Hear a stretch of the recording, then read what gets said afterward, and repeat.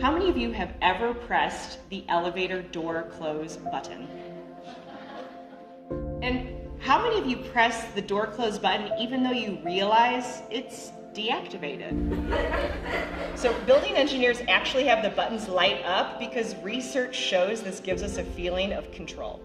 But sometimes all of our actions end up being door close buttons, ones we press even though it's false control. See, my childhood fantasy was about control. I grew up in two very different households. One was loving and safe, the other was chaotic. A 5-year-old watching her father pack boxes from the stairwell, not knowing the meaning of the word divorce. An 8-year-old visiting him at the psych ward. A 10-year-old begging him not to drink.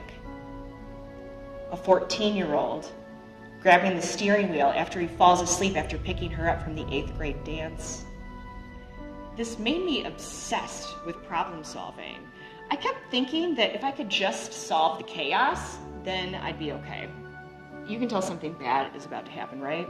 If I had paused even once, I might have asked myself, are my actions lining up with my values? But I didn't pause. I just kept pressing the door close button. One Sunday morning, I'm riding my bike to work.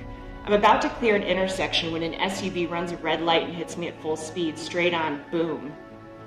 The ambulance brings me to hospital. There I am, surrounded by people I know, coworkers like Dorothy waking up in Kansas. The concussion has left me unable to think. I can't solve anything. So, at home on medical leave, it's just me and my fear hanging out.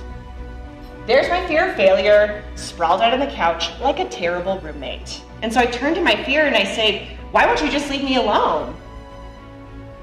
And my fear shows me this vision. I see my body on the road the day I was hit.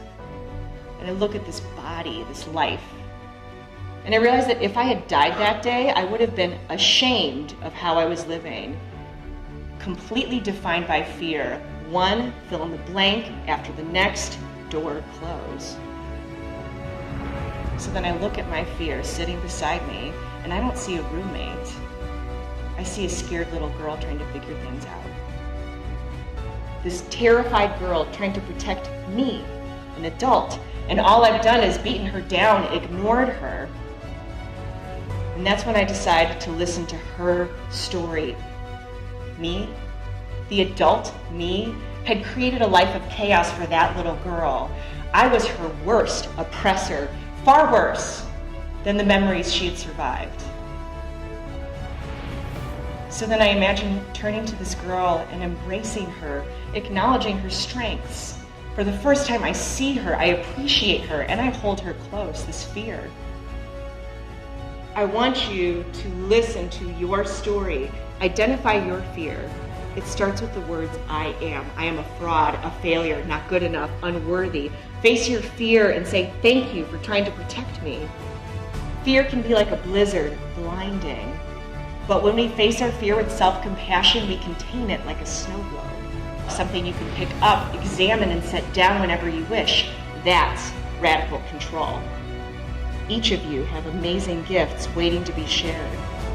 Our world needs your love, your creations, your gifts. Imagine who you can become if you love your fear.